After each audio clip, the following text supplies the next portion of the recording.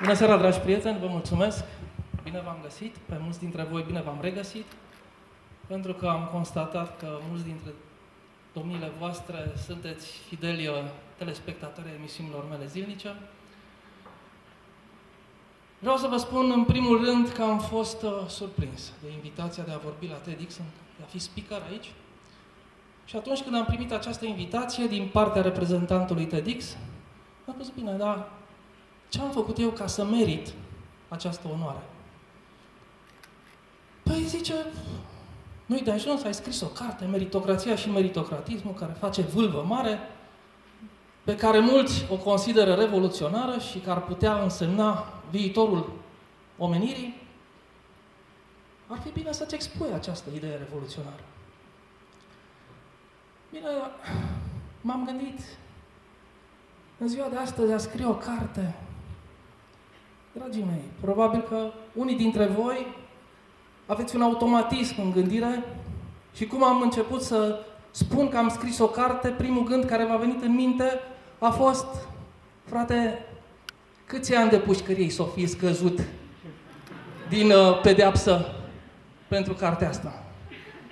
Dragii mei, ghinion, ca să citez un clasic în viață, n-am servit încă pușcărie, probabil că sunt pe drum din cauza ideilor acestea revoluționare și acestei cărți. Probabil că unii lucrează la greu în această direcție, la această oră.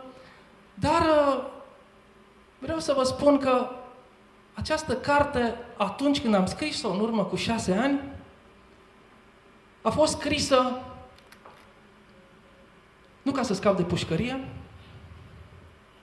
nu a fost scrisă nici ca să devin dottore.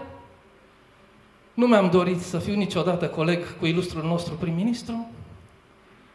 Nu a fost scrisă nici ca să am parte de glorie.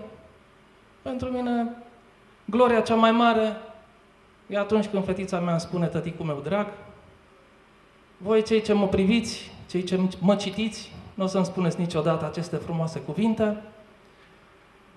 Am scris cartea asta, vă spun sincer, pentru prima oară e o destăinuire.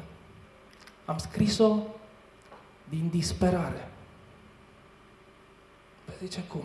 Scriu o carte din disperare. Da, dragii mei, din disperare, o să vă explic și o să înțelegeți cu siguranță. Ce ne poartă pe noi în viață? Noi suntem ca niște mașini, oameni.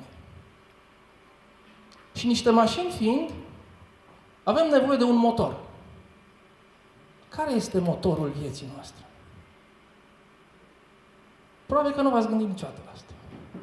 De ce ne trezim în fiecare dimineață cu speranță? De ce plecăm la drum mereu? De ce începem mereu o nouă întreprindere? De ce încercăm mereu să facem ceva, să ne dezvoltăm, să evoluăm, să creștem? De ce? Dintr-un singur motiv. Pentru că vrem să ajungem la ceea ce se numește fericire.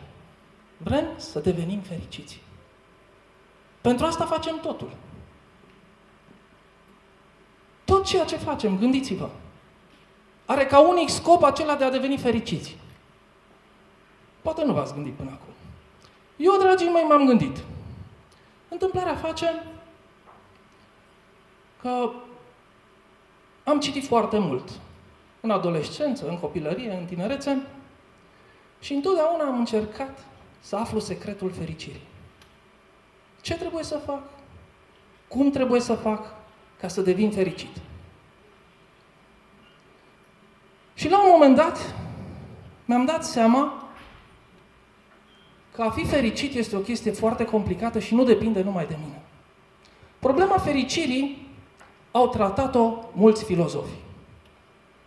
De exemplu, Schopenhauer, un mare filozof german, a scris o carte extraordinară, Arta de a fi fericit. Poate ați citit-o. Ia în considerare foarte multe elemente care influențează fericirea, dar spune că unul dintre cele mai importante aspecte în dobândirea fericirii este un factor ereditar. Te naști cu acest potențial de fericire sau nefericire în tine. Îl ai din prima zi. Este ca talentul de a fi fotbalist, e ca și vocea ca să devii un mare muzician. Este un talent, este ceva ereditar cu care te naști. Atunci când am citit acest lucru, sigur veți zice că primul lucru m-am gândit la soția mea, da, m-am gândit pentru că există oameni care, dragii mei, orice le faci, orice le dai, orice le spui, luna de pe cer, tot va fi nefericit, cicălitor, supărat, toată ziua. Pe de altă parte, dragii mei, în urmă cu 15 ani aproximativ, eram un om trist. La vârsta de 30-35 de ani, eram totuși un om deja bogat, eram patron de companie, aveam o soție frumoasă, aveam un copil sănătos și totuși eram nefericit. Într-o zi, stând în parc cu copilul meu și legănându-l, intrigat, din cauza faptului că zilnic vedeam prin parc un țigănuș cu un tomberon care mătura și care strângea gunoaie, dar mereu cântând, fericit, intrigat, n-am mai rezistat și într-o zi l-am abordat. Zic, băi, vină încă un pic. Da, cunoașule, da. Care-i treaba? Păi zic, fii atent. Te văd în fiecare zi aici în parc. De câte ori vin. Și eu vă văd pe dumneavoastră, conașule. Băi zic, eu mereu sunt trist, eu mereu am fața asta tristă și tu mereu ești vesel. Și cânti și săracul avea 1,50 m și vreo 40 de kg și un picior strâmb și așa mergea săracul în timp ce... Poate l-ați văzut și voi prin parcul central. Băi zic, cum faci, mă, că ești vai de capul tău, ești măturător. Ești slab, ești vai de capul tău, mai ești și handicapat. Care-i secretul tău de ești atât de fericit? Că te văd într-una. Zic, chiar ești fericit? Da, conașule. Bă, chiar ești fericit? Da. Păi zic, unde locuiești? Păi în Gârcini. Bă, și ai vreo casă, ai tot ce-ți trebuie? O, zice, cam acolo, o cămăruță de pământ, acolo unde stau cu soția mea. Bă, zic, ești însurat. Da, zice. Zic, ai femeie frumoasă, cu minte harnică, îți gătește bine. A, zice, nu e important asta. A, zice, mă iubește tare mult. Bă, zic, asta e important tare. Da, zice. Bă, zic, și ea cu ce se ocupă? Păi zice, uite acolo. Mai încolo vreo 50 de metri, pe alee, tot așa cu tomberonul, o fătucă la 1,50 m, slabă, prăpădită, urățică, neagră. Păi zic să fie, ea te face așa de fericit? Da. Păi am mai stat și fata venea spre noi. A ajuns lângă el și când a ajuns lângă el, dragii mei, s-a făcut lumină în oraș. L-a luat în brațe, l-a pupat pe handicapatul nostru și a zis, te iubesc așa de mult. L-a luat de brațe și au plecat. Au făcut vreo 5 pași la braț. El s-a întors pe jumate spre mine și m-a întrebat, acum ai înțeles? A fost o lecție pentru mine. Atunci m-am hotărât că trebuie să devin fericit. Și am înțeles că pentru asta trebuie să învăț, să citesc, să caut marele secret al fericirii. Și punctul de pornire a fost a afla de ce eu nu sunt fericit. În condițiile în care, din punct de vedere teoretic, aveam tot. Și, dragii mei, am aflat care era cauza nefericirii mele. Dar, întâi să vedem ce am descoperit eu din fericire. Din înțelepciunea marilor cărturari, a marilor înțelepți ai omenirii. De exemplu, vă spuneam că Schopenhauer spunea că ne naștem cu această fericire sau nefericire noi, după care nu facem decât să căutăm toată viața pretexte pentru a motiva moștenirea genetică pe care o avem. În budism, de exemplu, se spune că nu poți să ajungi fericit, să fii fericit, decât dacă renunți la a avea orice fel de dorințe. Pentru că orice dorință neîmplinită se va transforma în nefericire. Mă rog, eu nu prea sunt de acord, că asta ar însemna să trăiesc fără să-mi doresc nimic. Și atunci de ce mai trăiesc? Mai bine mă sinucid. Da? Nirvana înseamnă nimic altceva decât acea stare de eliberare de suferință prin meditație. Mai merge. Meditație, stai toată ziua pe plajă și meditezi. S-ar potrivi cu firea poporului nostru, probabil că ne-am găsit fericirea prin meditație. Dar și asceză. Aici nu mai merge. Că nouă ne plac sarmalele, nouă ne plac grătarele, nu se potrivește cu asceza nici cum. Nu-i pentru români Nirvana. Un alt mare înțelept, Osho, poate ați auzit de el, a murit, nu mai este printre noi, a murit acum câteva zeci de ani. Osho spunea că putem ajunge la fericire prin autodobândire. Adică, reușind prin înțelepciune, prin inteligență, prin cunoaștere, să ne creăm acest tipar mental care să ne păcălească mai mult și să ne facă să credem că suntem fericiți. Iisus Hristos, de exemplu, vorbește și El despre fericire. În Evanghelia lui Matei spune, probabil că ați auzit de multe ori vorba asta și nu știați că e a lui Iisus Hristos, spune ferice de cei săraci cu Duhul, căci a lor va fi împărăția. Adică, prost să fii noroc să ai, nu am zice noi românii. Adică, dacă ești mai prostănac, poți să ajungi să fii fericit. Atenție, nu-i de râs. Poate părea o glumă. Unul dintre cei mai mari filozofi români, Lucian Blaga, susținea și, să știți, cred că avea în mare parte dreptate, că e foarte greu, dacă nu chiar imposibil, să fii fericit și să fii și inteligent în același timp. De ce? Pentru că nu poți să înțelegi, să vezi tot ceea ce se întâmplă în această viață și să nu te doară. Și o să mă întorc la asta. Pentru că se leagă... Vreți să fac o pauză? Eu n-am nevoie, dar dacă vreți dumneavoastră, eu mă opresc, închei aici. Da, nu știu ce e de făcut. Și se pare că românilor tot pauzele lungi și dese le acceptă ca fiind cheia marilor succese.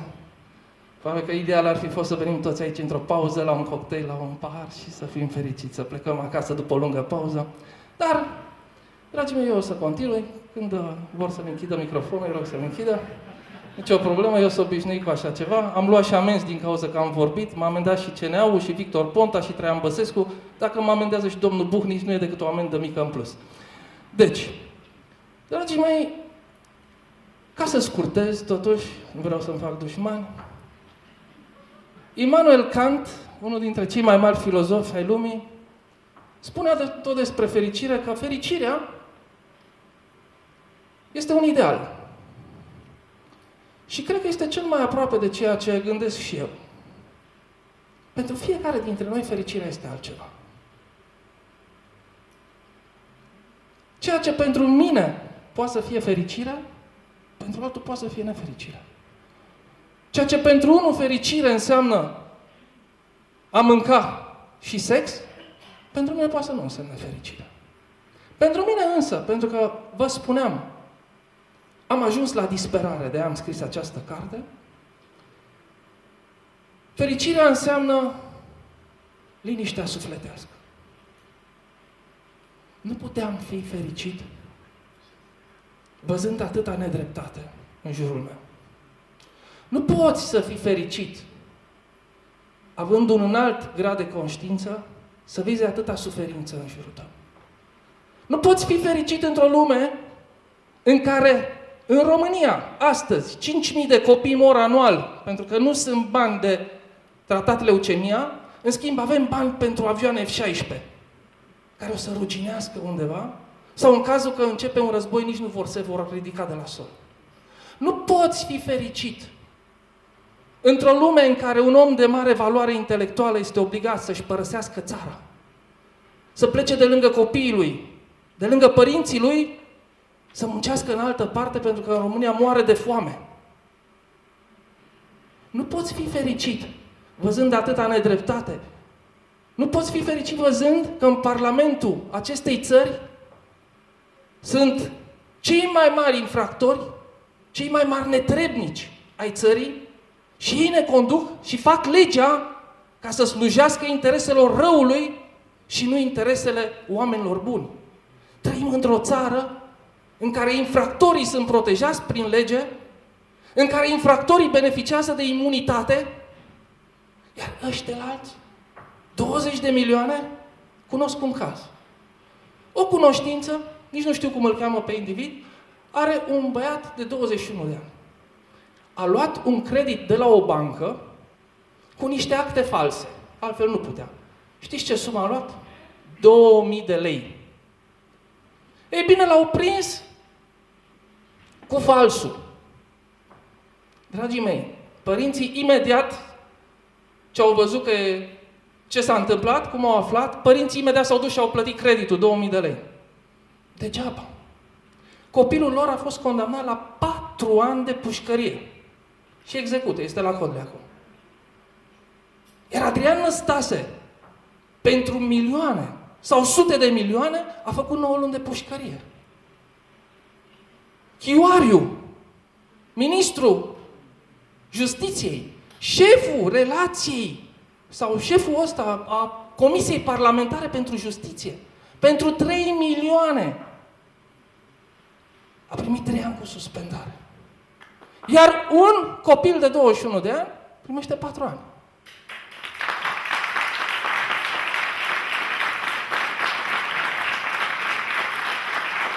Cum să fii fericit în aceste condiții? Și atunci, dragii mei, ce mi-am spus? Băi, frate, n-ai decât o șansă. Ori să accepti că nu vei fi fericit niciodată, ori să lupți, să schimbi lumea. Și atunci am zis, Laurențiu, ce poți să faci?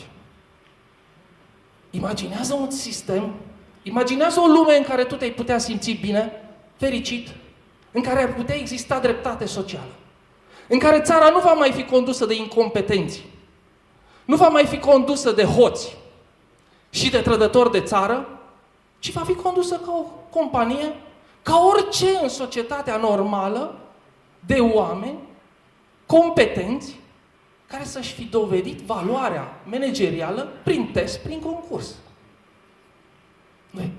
Nu e voie. Și că e utopia asta.